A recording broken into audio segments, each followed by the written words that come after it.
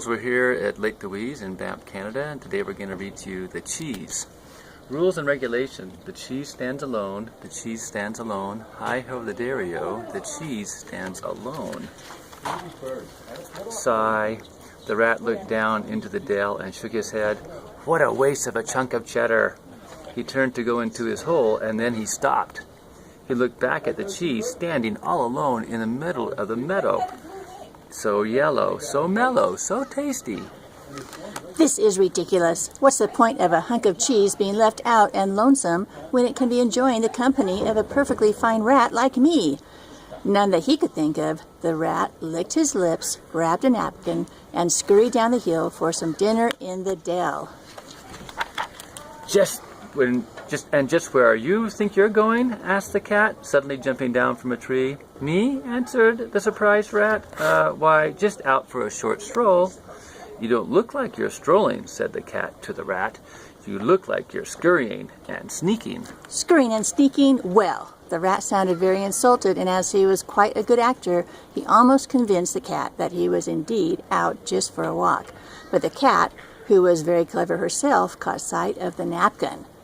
The cat's evidence, the napkin, the scurrying, the sneaking, the cheese. Aha, she declared with a wave.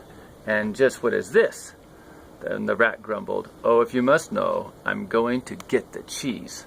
The cheese, said the cat. You can't do that. Everyone knows the cheese stands alone.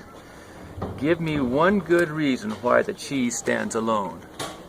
The cat thought, well, it's a song. She said, yes, it's most definitely the song. The song says the cheese stands alone, and that's that.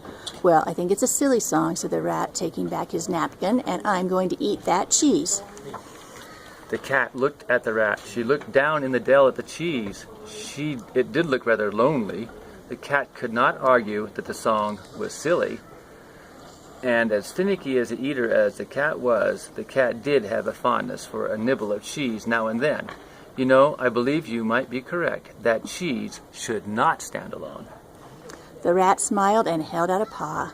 Care to join me for a bit of cheddar, my dear? So off went the two, down into the Dell, headed for the cheese. They were about to crawl under the fence when who should come along but the dog. Where are you going? Where are you going? Where are you going? The dog was such a bother. Calm down and sit, said the cat. If you must know, we're going to eat the cheese. The cheese, said the dog. The cheese is in the Dell. The cheese in the Dell? But the cheese stands alone. Everyone knows that. Yeah. Stop your slobbering, muttered the cat. We know all about it. But why should good food go to waste because of some silly song? The dog thought, which was not an easy thing for him to do. He looked across the Dell at the cheese. It did look very lonely, and even the dog had to admit it was a silly song. You know, he said with a drool, I could go for a nosh right about now myself. So off went the rat and the cat and the dog to eat the cheese. Here, boy, woof, woof, arf, arf, woof. That dog can never keep a secret. The child looked at the dog. She looked down at the Dell. Why, you aren't thinking of eating that cheese, are you? Naughty, naughty puppy. You know the cheese stands alone. The dog rolled over with a whimper and a whine. Woof, arf, arf, arf. The rat moaned. This is pitiful. I'll take care of this, said the cat. The cat walked up to the child, purred, arched, rubbed, and mewed. The child giggled. You know that piece of cheese looks awful lonely. I haven't had my afternoon snack. How about you? So off went the child, the dog, the cat, and the rat to eat the cheese. And then Mother called, shh, shh, shh.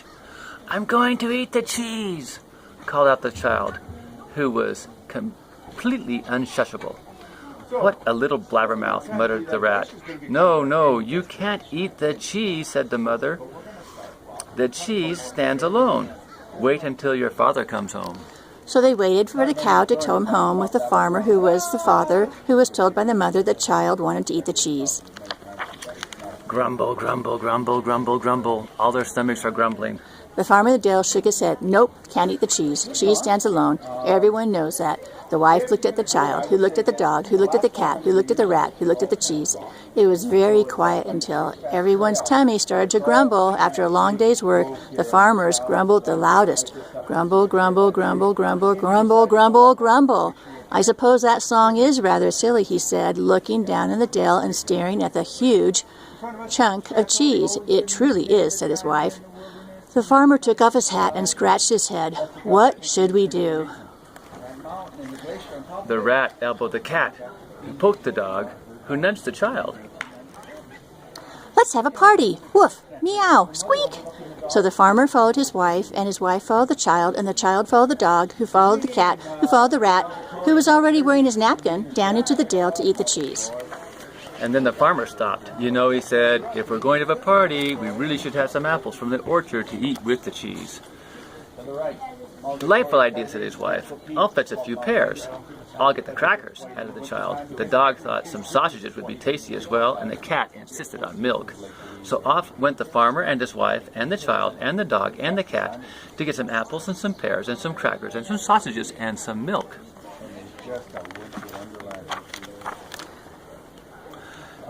Everyone left the cheese alone except you-know-who. Take your time. I'll just stay here and hang out with the cheddar. Shame on you for what you were thinking. I may be a sneaky rat, but I'm still one big party animal. Hi-ho, the dairy-o. All right, that's the story of the cheese in the Dell. And we'd like to see you guys in Lake Louise sometime. All right, bye-bye. 5 times busier in the summer. For 127 years, we've been a summer resort. Actually,